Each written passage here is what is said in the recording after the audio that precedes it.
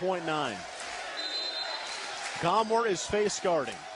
Minaya, baseball pass, front court, caught by Burris. One dribble, shot at the buzzer. Good! It's good! It's good!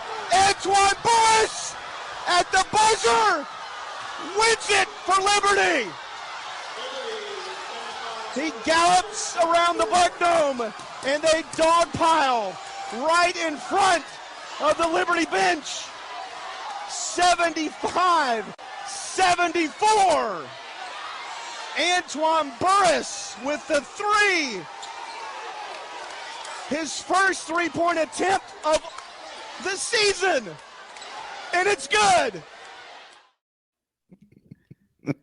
That's awesome. Awesome. Sometimes that call just like randomly pops up in my head. A great call.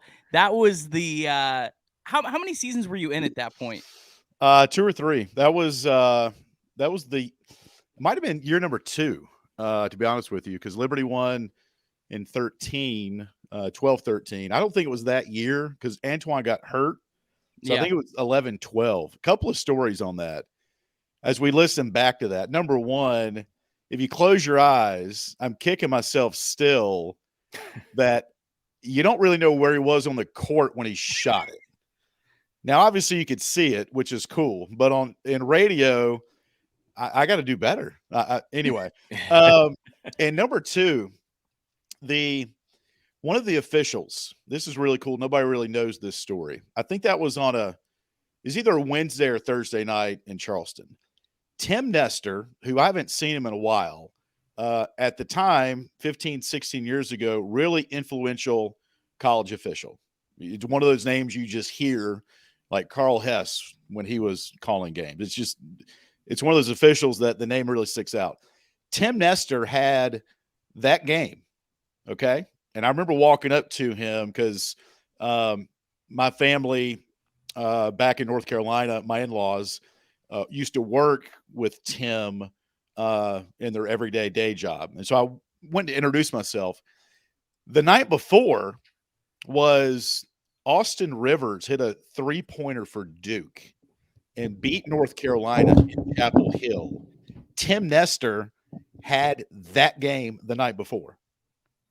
Fast forward 24 hours, and he's got another buzzer beater with Liberty beating Charleston Southern. Really cool story there. Way better than the Duke game anyway. It was. And he was galloping. And there's another video somewhere out there on the internet. We interviewed Antoine after the game. You might get YouTube it, or it's out there. It might be buried somewhere on libertyflames.com. But really, really cool memory. Thanks for bringing that up, Nick. And people who don't know Antoine Burris, that would be like Blake Preston hitting a shot from that deep. And that game was actually one of the rare games where you were the TV audio, correct? Yeah. They used to call it Radio Vision, 15, 16 years ago. And we did maybe a year of that. And then ESPN got really influential in all this video streaming. And somewhere top bottom, they said, hey, radio's great, but we need our own, broadcasters for the video call. And so we did a few games like that. And then Matt Warner gets on campus and is starting to do great things. And Clement Townsend back in the day used to call some games with Nick Pierce before Matt took over. So, but yeah, it was fun and unique at the same time, trying to figure things out on the fly with Bruce Carey, who's producing the games. And, but a really, really cool memory for sure. Alan, how far did the archives of Liberty Sports go back? I mean, I know they probably have old tapes or whatever, but as far as what's actually available for digital, how far does that go back? That's a great question, Will. I know, I got here in 2010. We've got pretty much anything the last 12 years. Jerry Edwards, Hall of Famer, did it for 29 years. I probably have to ask Kevin Keys this, who used to produce the broadcasts.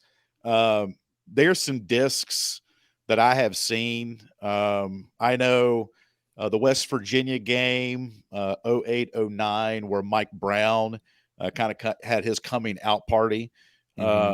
There's the broadcast of that one at West Virginia.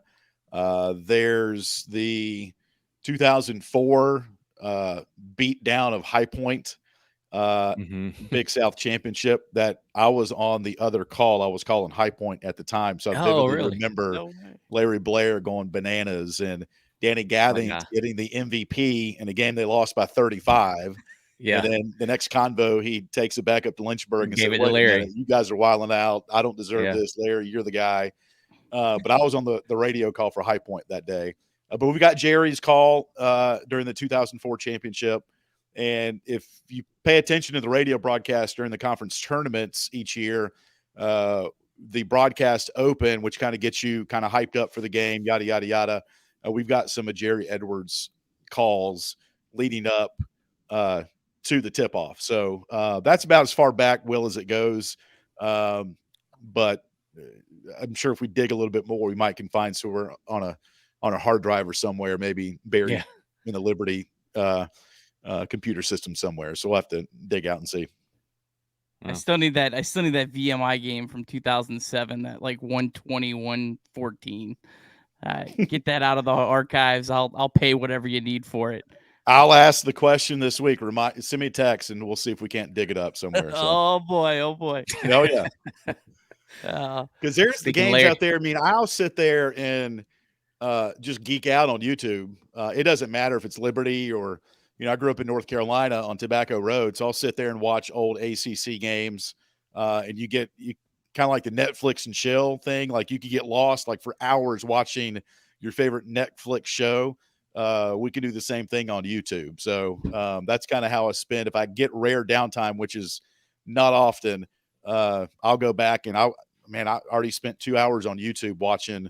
It doesn't matter. Old broadcasters doing games and things like that. So in some ways, it kind of keeps you fresh doing what we do from a broadcast perspective. Yeah. Hey, speaking of Larry Blair, because you're speaking my love language now, and I know you got to see him from the opposing side when you were with High Point in that championship game. But man, is Darius McGee maybe the most talented basketball player you've actually called on the court? 100%. Like I said, I've been here 12 years. There's been some really good players, and I'm broadcasting with the one right now, Anthony Smith, who predated the Jesse Sanders and those guys. Devon Marshall was a phenomenal player the couple of years he was here, but Darius McGee, pound for pound, at 5'9", 175, 180 pounds, has the biggest heart on the team. And it was funny, you guys were in the post game last night, and somebody asked Darius, "Are you as cool on the inside as you seem on the outside?" And him and Colin Porter kind of joked about that a little bit. But he is as entertaining, and he's not even trying to be. He's just playing his game. But he is as entertaining a player that I've ever been around and covered. And every shot he puts up, you kind of just sit and become a fan. I mean, Nick and I did that in Louisville a couple of weeks ago with just a couple of remarkable it would be remarkable for any other player. Darius, that's what he does every day. He's gifted beyond belief, but he puts a lot of work into it. And as I tell people, fans show up 7:00 for the tip-off, 6:00 maybe last night if you're there for Sparky's birthday. But so much work gets put in to when the lights aren't even shining. And the product, what you see, is because of all that hard work. And it's not just Darius, it's this entire athletics department that puts in a lot of work to make it entertaining for the fans to come to games. But Darius is by far just such a gifted athlete and a better person on top of that. And for those of us that get to know him, and all you have to do is stay after the games, he'll sit there and sign autographs for 2 hours after the game. But he's fun to watch, and glad that we have just a couple more weeks with him. Wish we had more, but he's just been a highlight reel after a highlight reel. Well, Alan, let's get into a little bit of talk about the current team, and I guess we'll start with the ASUN in general. Is this as competitive 1 through 14 that you've seen since Liberty's been the ASUN? Yes, no doubt about it. There was a couple of top teams when we got into the league, 5 years ago. Florida Gulf Coast coming off their Dunk City run through the tournament a few years before that. And then obviously Lipscomb, what they did with, Garrison Matthews and that group. But this year, top to bottom, I mean, you could just tell back in November 7th when you started watching the games of the other teams in the league and who people were beating. I mean, it didn't take a week into the season. We're like, oh, okay, that team beat this team and this team beat that team. And you look last night, Anthony and I are sitting there calling the game, or even Matt and Naz will tell you the same thing. Central Arkansas at 1-5, even though they got beat, that's as hard of a team that played as hard to beat Liberty than anybody we've seen. I've seen them all, even on the road.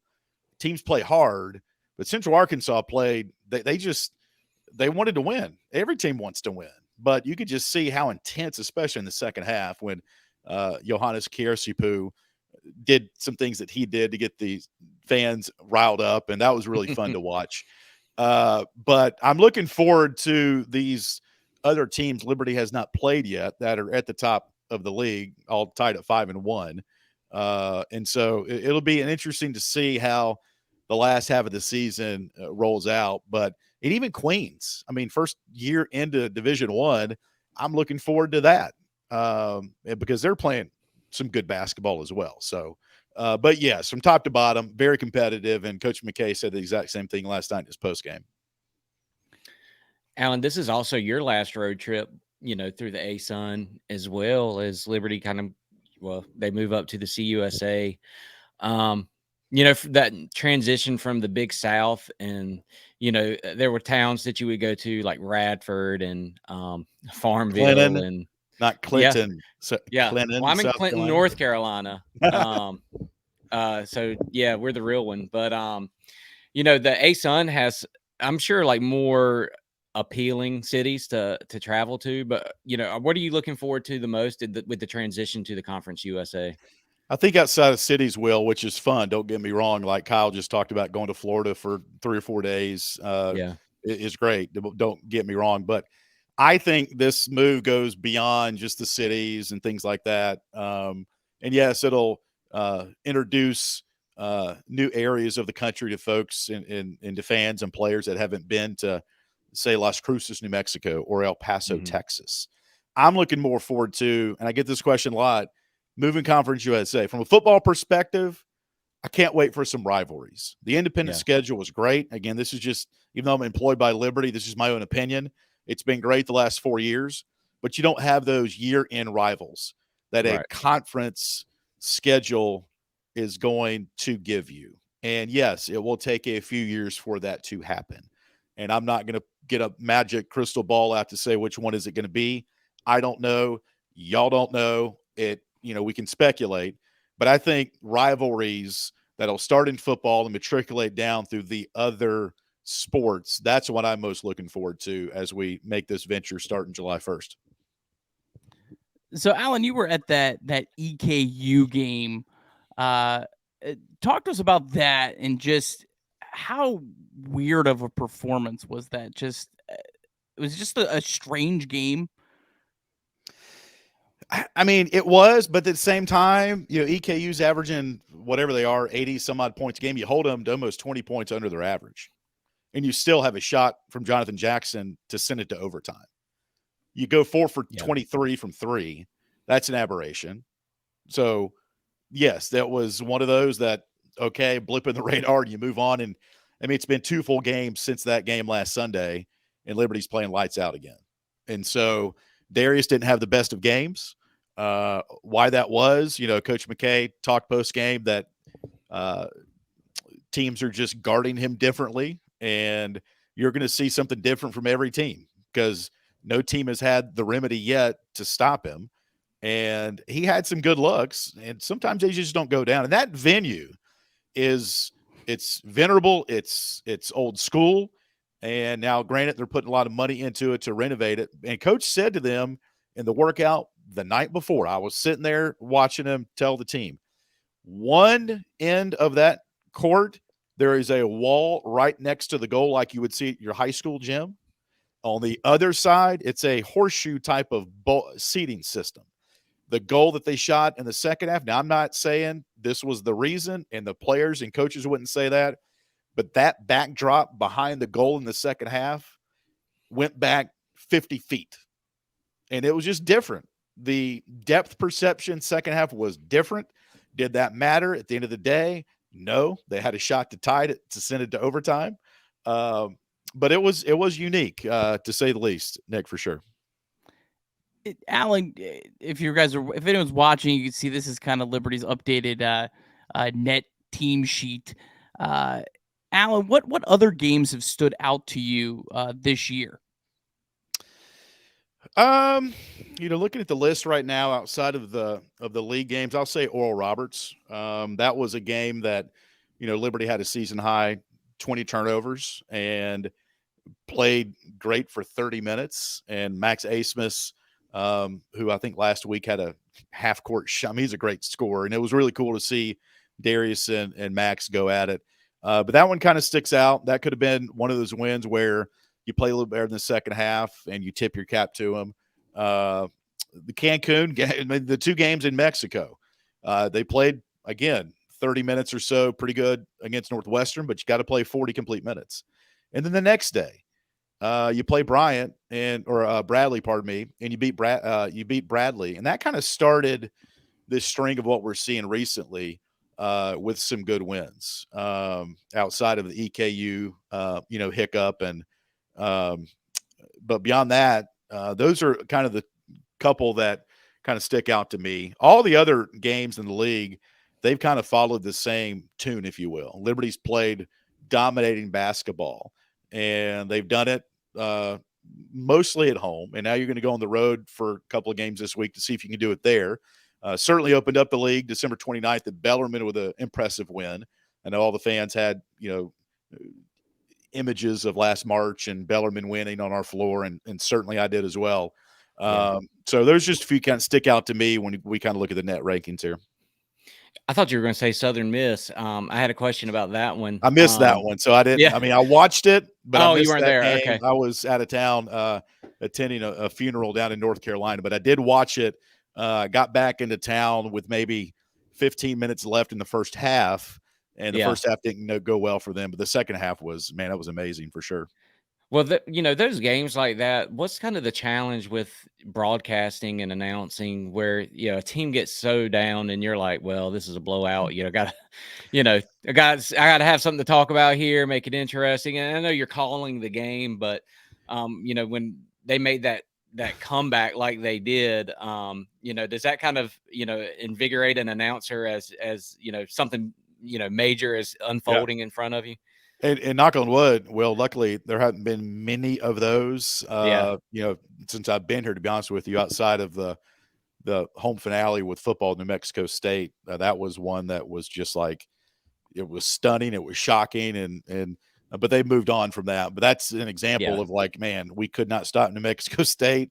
And what do you talk about? And that was more shocking than it was, okay, Aaron, Stan, what are we going to talk about next series? Because you just couldn't believe it was happening. But the EKU game, for example, the Liberty goes down 10 midway through the second half, and you never really feel like Liberty is going to be out of a game with a 3-point shot, with Richie McKay as your leader, as the head coach, and the players are not going to quit. That is one thing that is for certain. But it does help when you get a couple of threes to go in. You look up, all of a sudden, you're down. Okay, you're down 5. So it's a basketball game again. And so we get that question a lot, though. What do you do when it's a blowout? And you try to find as many silver linings as you can, and you focus on, well, Shiloh's having a great game despite being down 15, or you don't want to completely dog it or completely pile on, well, another turnover, man, what are you going to do there? So my glass is always half full, despite the rare times that Liberty might not come up on the winning side of things. Yeah, and just to follow up with that, I know when you're calling a game, you're painting a picture mostly of what the offense is doing, because they're the ones with the ball. Even when the other team had, they're on offense, like you're saying, like, well, this guy's moving it over to the wing or whatever. But like when you're so focused on like where the ball is going and what is happening offensively, do you get a chance to really like kind of watch and appreciate what Liberty does defensively, because that's their calling card. I do. And, when it comes to play-by-play, especially on the radio, obviously whoever does radio, you want to be as descriptive as you can and bring in all this, the smells of the arena or the stadium or what you see. But sometimes missing a pass in basketball, you can get talking too quick if you try to explain everything. And sometimes you'll skip a pass just to make your play-by-play sound more fluent. And with the defensive side of things, I describe it as it's man-to-man principles, but it's the pack line, obviously. And coach wants them to, when the other team has the ball, and the team will repeat that, he wants it to look like the other team's playing against a crowd, not the crowd in the stands, but defensively. It might look like it's 5 guys out there, but it might look like 15.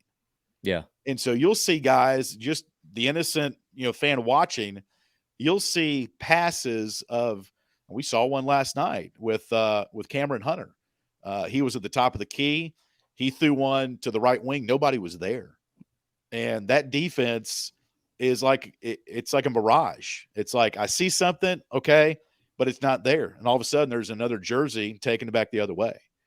Yeah. And so, but I do get the opportunity just to sit there, and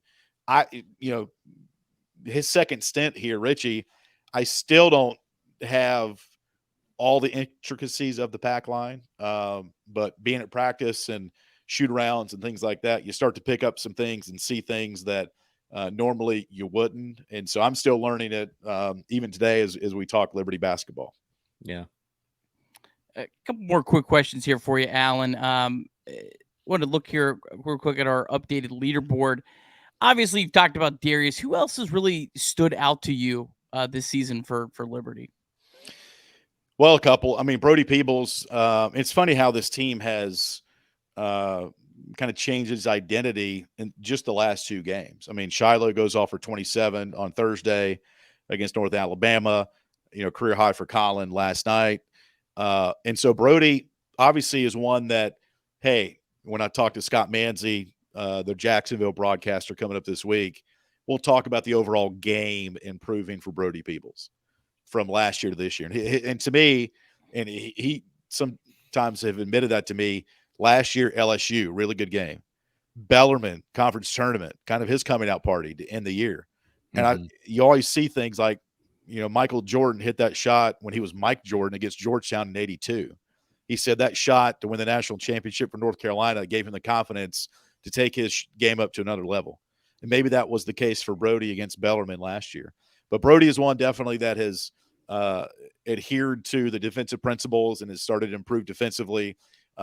His shot is always going to be on point. And so Brody would be one to me, if I'm just talking 30,000-foot view, would be one that has really improved.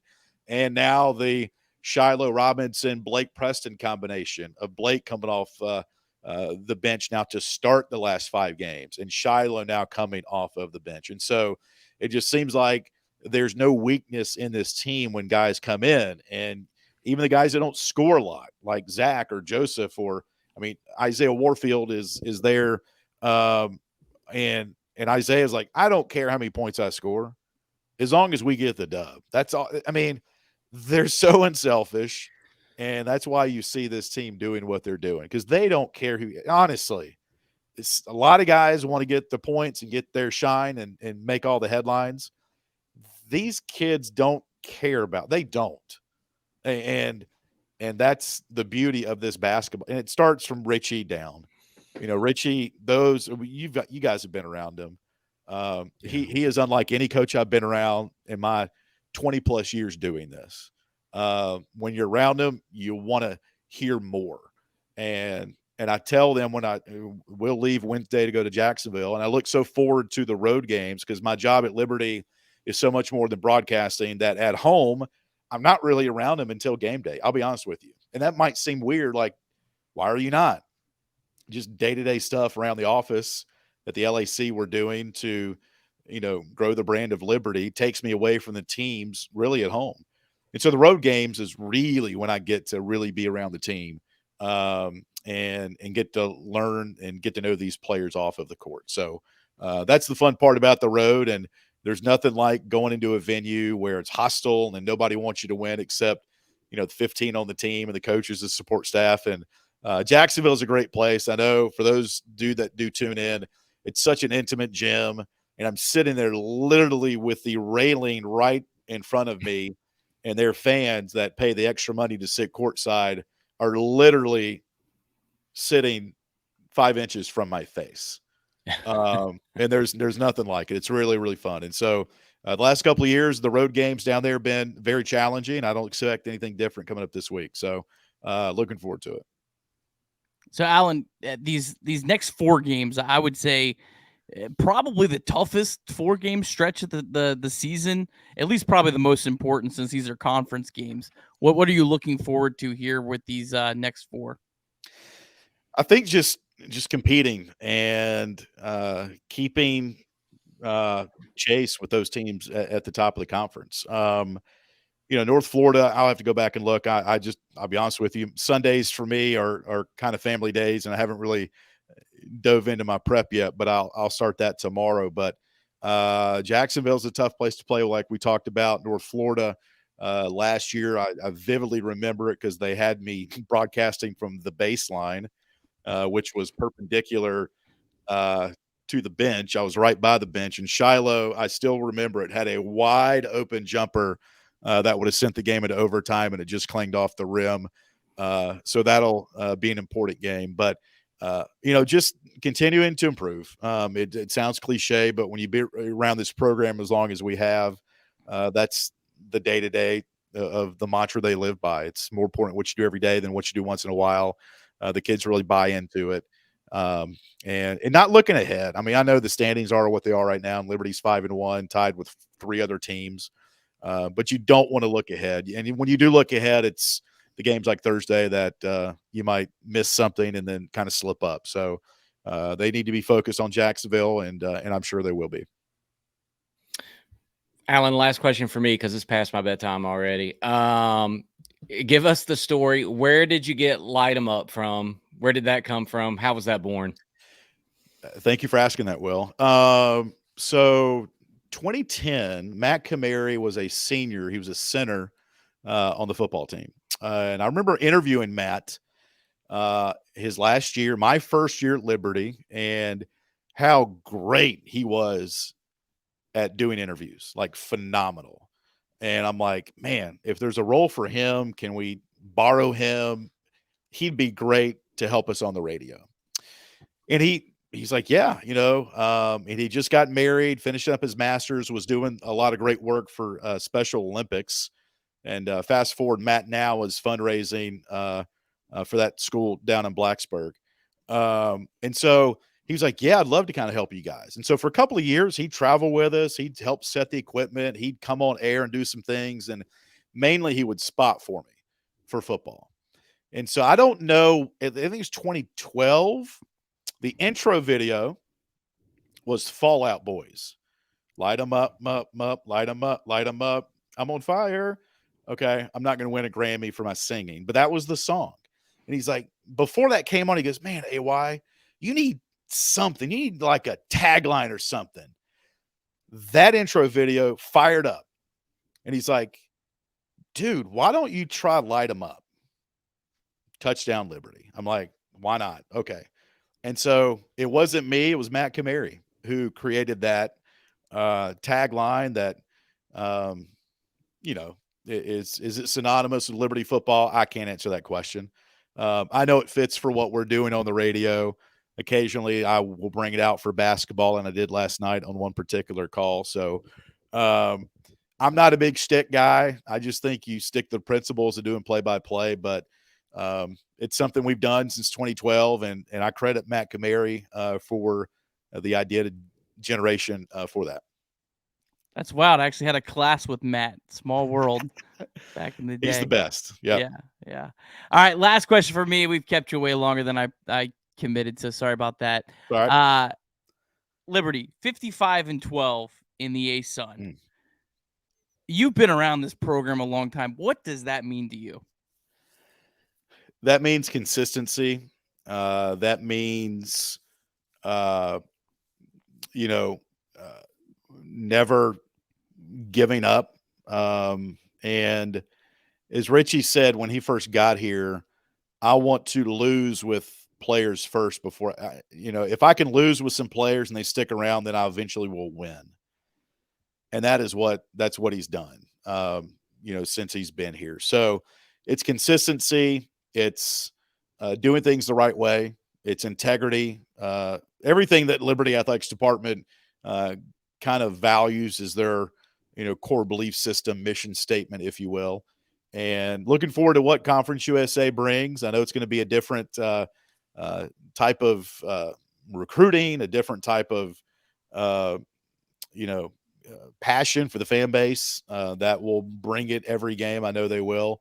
But that's a remarkable finish to just an outstanding run in the Atlantic Sun that started back in 2018. And I can vividly remember, Georgie's 3-pointer in the corner that put Liberty up by 4 to just, rip the hearts out of the Lipscomb fans on their floor. And then fast forward the next year, closing out the Vine Center with Georgie standing right there in front of us, waving at the fans. I mean, I got goosebumps right now talking about it. So, and then, the next year, the COVID year, which I did not travel for basketball, but winning a unique championship at UNF against North Alabama, which was kind of squirrely. And then last year, just a team that fought to the very end against Bellarmine, just fell short. But this team coming back this year has the firepower to get it done again in 2023. And I think nothing better than to put the stamp on the end of the reign in the ASUN by winning another championship coming up in March, I hope. I want to say amen to that.